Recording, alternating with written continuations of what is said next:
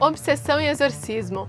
Presente em diversas religiões e culturas, a chamada possessão atrai tanto olhares da filosofia, teologia e parapsicologia. Mas como explicar fenômenos que ganharam os holofotes no mundo inteiro, como o caso de Anneliese Mitchell? Seria possível um espírito possuir o corpo de um encarnado? Você confere essas e outras respostas hoje no Mundo Maior Repórter. O conceito de obsessão no meio espírita, ele pode ser considerado a perseguição de um espírito com relação a outro. Aí que eu percebi que eu também estava obsediando ele. Eu gostava daquela situação de ter ele lá comigo. Eles não são desencarnados, são anjos decaídos. E esses anjos decaídos, eles atuam contra a humanidade terrestre, tentando prejudicar o que Deus quer para todos nós. Com o advento do Espiritismo, nós vemos que esse exorcismo é uma forma, entre parênteses, inadequada. Por quê? Porque não há um esclarecimento para o espírito obsessor e nem um esclarecimento para o espírito obsidiado. O próprio Cristo ensinou a fazer o exorcismo. Se o próprio Cristo fazia exorcismo, você lê as Escrituras e você vê lá que Jesus tirou o mal espiritual do corpo das pessoas em várias passagens.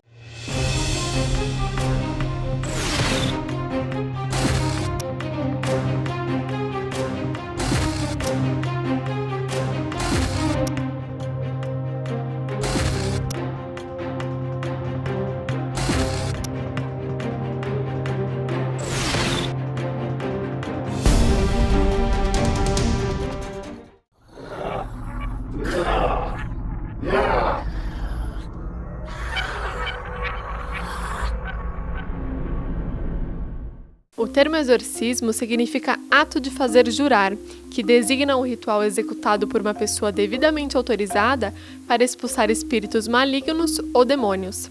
Esse procedimento só é realizado em pessoas que estão em um estado considerado de possessão demoníaca. Já para o espiritismo, Allan Kardec, codificador da doutrina, define a obsessão da seguinte maneira: a ação persistente que um espírito exerce sobre um indivíduo, apresentando características diferentes, desde a simples influência moral, sem perceptíveis sinais exteriores, até a perturbação completa do organismo e das faculdades mentais. A obsessão, em geral, é uma dívida. Ou seja, eu fui prejudicado, eu quero me vingar e assim por diante. Um obsessor, ele é um espírito que se sentiu ofendido por um nosso ato, não aceitou esse nosso ato e quer revidar. Ele não acredita na justiça divina ou está achando que a justiça divina está demorando demais para que aconteça o resgate. Então o indivíduo obsidiado, ele fica sendo um joguete, ele obedece aos comandos do espírito. Existem orações que fazemos para pedidos, para bênçãos, para proteção.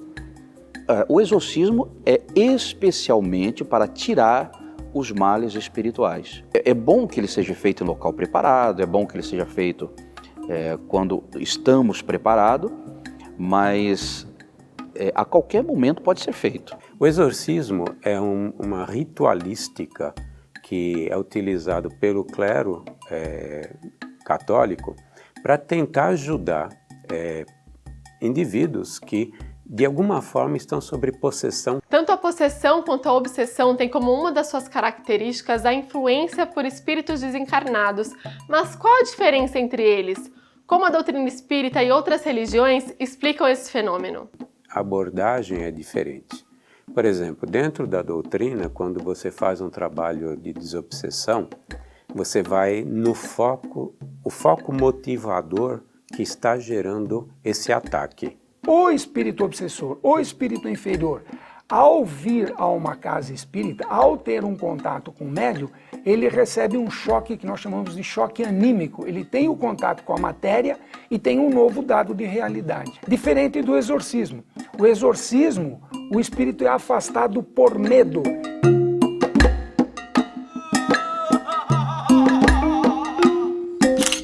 Problemas psíquicos, dependências químicas, patologias diversas. O espírito obsessor pode interagir com o perispírito de pessoas próximas, independente do seu estado ser físico, material ou apenas espiritual.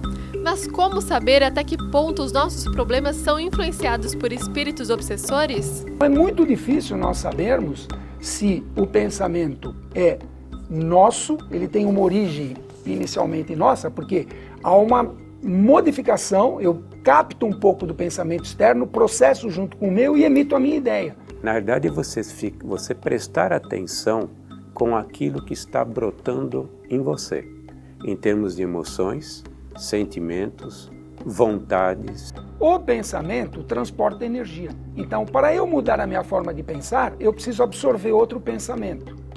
Então, nós somos induzidos dioturnamente por outros pensamentos. Segundo o Livro dos Espíritos, os obsessores só se apegam aos que pelos seus objetivos os chamam, ou aos que pelos seus pensamentos os atraem.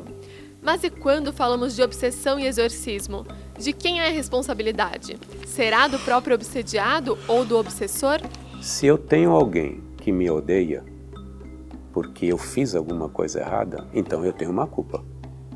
Eu tenho a culpa de ter realizado algo que prejudicou um terceiro. Se esse terceiro, ele quer se vingar porque ele se sentiu prejudicado, ele não está seguindo as leis de Deus. Não existe culpa num processo obsessivo. Existe a falta de entendimento de ambas as partes. Se você transgredir uma lei, vai ter uma reação igual e contrária, que é o que nós chamamos lei de causa e efeito. Os dois são responsáveis. Um porque fez alguma coisa que não devia e o outro porque não sabe perdoar. Ainda não aprendeu o perdão e não entende as leis divinas. Se um espírito induzir o outro a praticar um determinado ato, ambos são culpados, porque eu tenho livre-arbítrio. Como a sintonia é mental, eu posso mudar a sintonia. Quanto mais evoluído for o espírito, menos ele interfere no nosso livre-arbítrio. Ainda no Livro dos Espíritos encontramos a seguinte questão, 461. Como havemos de distinguir os pensamentos que nos são próprios dos que nos são sugeridos? Quando um pensamento vos é sugerido, tendes a impressão de que alguém vos fala. Geralmente, os pensamentos próprios são os que acodem em primeiro lugar. Afinal, não vos é de grande interesse estabelecer esta distinção. Muitas vezes, é útil que não saibas fazê-las. Não a fazendo, obra o homem com mais liberdade. Se decidir pelo bem, é voluntariamente que o pratica. Se toma o mau caminho, maior será a sua responsabilidade. O que muitos conhecem por desobsessão, na doutrina espírita é chamado de orientação aos espíritos. Nossa próxima parada é em um centro espírita para conhecer um pouco mais sobre esse processo. Antes de passar por um tratamento de desobsessão, os assistidos do Grupo Espírita Bezerra de Menezes passam por um processo chamado de atendimento fraterno. Nós aqui, trabalhadores do diálogo, né, e eu enquanto dirigente, a gente entende que é um acolhimento. É um acolhimento às pessoas que chegam aqui à casa espírita, né? Tanto para aquelas pessoas que não conhecem o espiritismo, quanto para os próprios trabalhadores, né? Então, é uma forma da gente acolher as pessoas que aqui se encontram. E é nesse atendimento fraterno que vocês direcionam as pessoas para qual trabalho elas precisam passar e também no caso da desobsessão? Sim, nós encaminhamos esse trabalho do diálogo fraterno, eu entendo ele como ele é uma ramificação para todos os outros trabalhos, porque nós não só encaminhamos para os trabalhos de desober, mas nós também encaminhamos para cursos, para psicólogos, porque nós temos uma equipe de psicólogos que nos auxilia de forma voluntária. Cada dia nós temos em média de atendimento de 8 a 20, 27 pessoas por dia trabalhando e por semana. Então, multiplicando isso, né, ao longo do ano, muita gente já passou.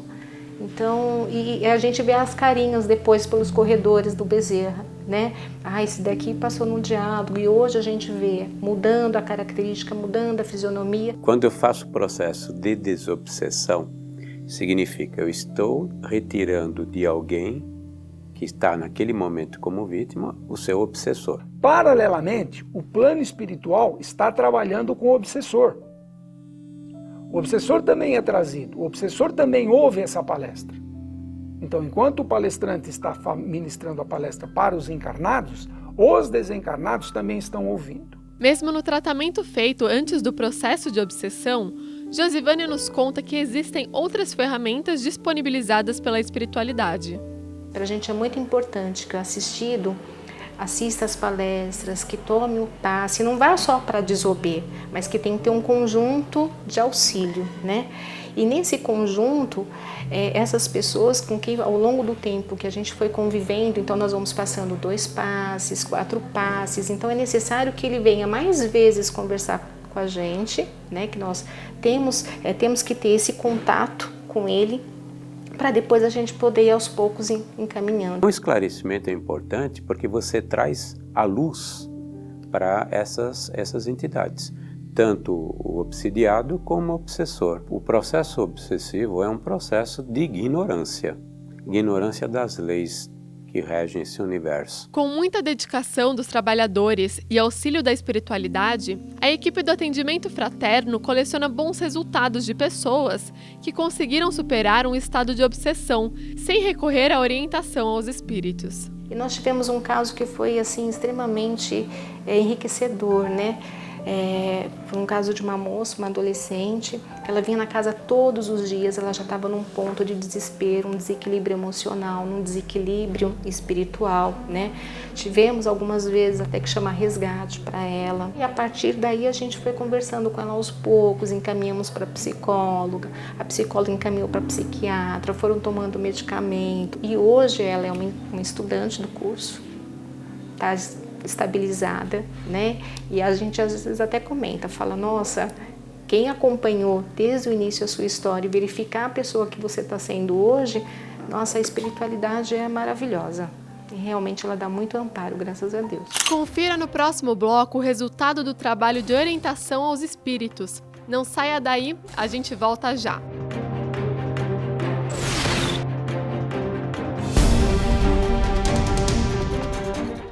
E se fosse possível conquistar novamente aqueles que se foram? Juntos nós podemos. Invista neste canal. Invista em um mundo melhor.